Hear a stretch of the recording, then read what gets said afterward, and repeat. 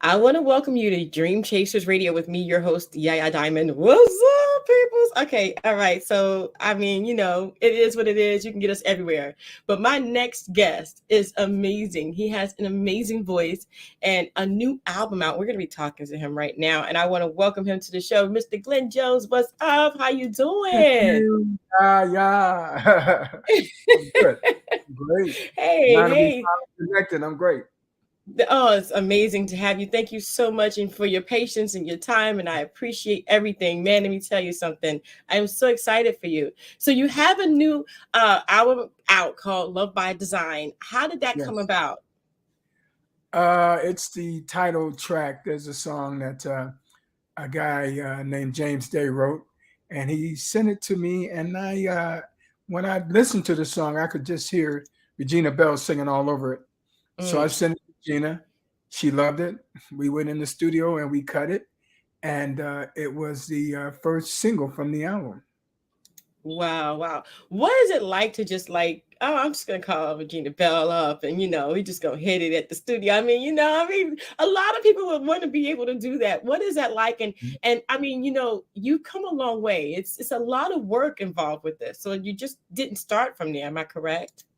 No, I didn't. I started, the old way, just singing in church and, singing in storefront churches and, just on the Chitlin circuit and just, grinding, Now, I've heard a lot about the Chitlin Circle, okay? I've heard a lot about that because I worked with Glenn Leonard a long time, for 8 years, as a matter of fact, in the Hitsville show. And let me tell you something. I've gotten all the stories. So what is the most prevalent story that you have that really changed your whole outlook on music and your career? Well, I started out singing gospel, and I was a songwriter from the time I was 14 years old. So I was writing songs, but I was writing songs that were considered to be a little more contemporary, than the traditional gospel, because I was brought up in a Pentecostal church. So, they were used to certain types of songs, of music. And I used to listen to secular radio, RnB radio, and I wanted my records to sound more like that. So I started pursuing that, just creatively going in that direction. And then finally I met a guy named James Cleveland, who took me in the studio out in Los Angeles, and we did an album, and it was a mixture of traditional and contemporary. And then I came back and did another album, and the second album was a record that the producer, Norman Connors, jazz guy, he heard, and he flew to DC, asked me to come to DC, and we met. And he said that he had an album that he was getting ready to do. He was on Arista Records at the time, and he asked me if I was interested in doing an R&B song on his record, which I had never done before. And, I was a little apprehensive, being, a little church boy from the South and everything. But it spoke to me, and I went out to Cali. I cut the record, and finally it was the second single from the album, Take It to the Limit album for Norman Connors. And then the record just started taking off.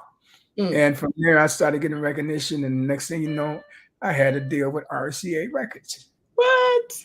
Oh my gosh, that must have been amazing. Oh man, the whole speed bullet train that was just going fast. What was that like for you emotionally? It was great. I always wanted to do music from the time I was 5, 6 years old as a kid. And I always knew that I was going to do music for the rest of my life. I mean, ask me how I knew it. I guess I was determined. That's what I saw for myself. You have to see. They say, if you see it, you can be it. So I saw it, and it happened. Wow. That is amazing. What an amazing story. What an amazing break of a person who just saw it in you and said, look, I know exactly who to sing this. Yeah. And they did it. And it was like, wow. Yeah.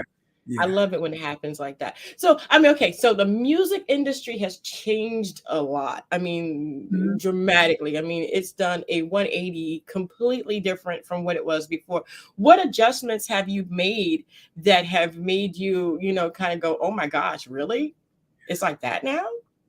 Well, back in the day, you had the the structure and the machinery of major record labels that would pretty much do everything except record the record themselves. They would finance the record, they would market it and promote it. And now, an artist has to do all of that, artist and artist management has to do all that. So it's different, there are many times when, because of, the machinery not being in place like it used to be, a lot of times people don't even know you have a new project. Yeah. But, thank God, we got, social media, and we do the best that we can do with that. But then you have your core fans, my fans have been great and stayed with me for like 40 years, man, and I want some more along the way. But the main thing is to do your job and do the kind of records that are worthy of their, of their support, of their loyalty. I always try to do records that are timely but timeless. And that's the key to me, and my staying power. Right. And you have a new single that's getting ready to come out called Family Time. Tell me about that. Tell me about that. Family Time is dope, man. It's a song, like I said, that this guy, James Day, wrote the song, which James is the same guy that wrote Love by Design. But the good thing this time is that I got Chucky Booker to produce the record. And it's a song that my niece, Iana Crawley, is featured on. Iana was Sunday's Best back in 2009. And, she's a monster. I mean, she's been singing since she was a young girl. I mean, when she first went in the studio, she went in the studio with me and started learning, how to record vocals and how to stack vocals and everything. And now she's a beast. Yeah. Well, that's amazing, man. I'm telling you, I'm so happy for you. It's a blessing to have your family come in and actually do things with you. I love it when that all comes together, when you can bring people and bring them in, and they really are like the one that just fits. It's just amazing. Yeah. It's just amazing. I mean, I know that you have a limited time today, and I just wanted to say, do you have any advice for those people who are coming up in this day and age in music? What do you tell them? I don't know, because just like you said, the game has changed so much, so I'm trying to, stick to, what I have learned down through the years and keep my thing moving forward and happening. I think the biggest thing is to try to be as, on hands, like hands-on.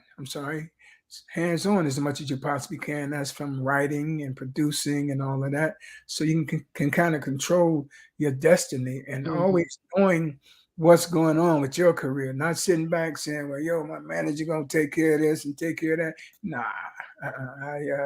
I think a lot of people have learned some really tough lessons, from following that pattern.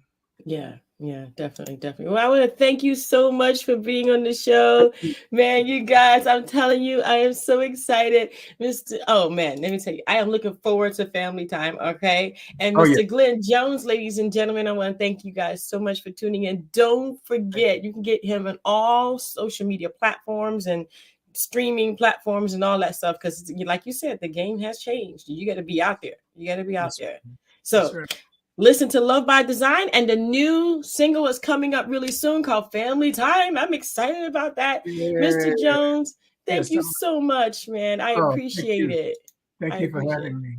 Thank you. And thank you guys so much for tuning in. And don't forget to like, follow, and comment on Mr. Jones's interview today, as well as go and subscribe to his Spotify. Subscribe, okay? That's how we get paid nowadays, okay? Yeah.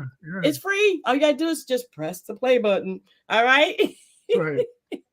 All right, guys. Until next time, don't forget to dare to be different. Bye. Bye.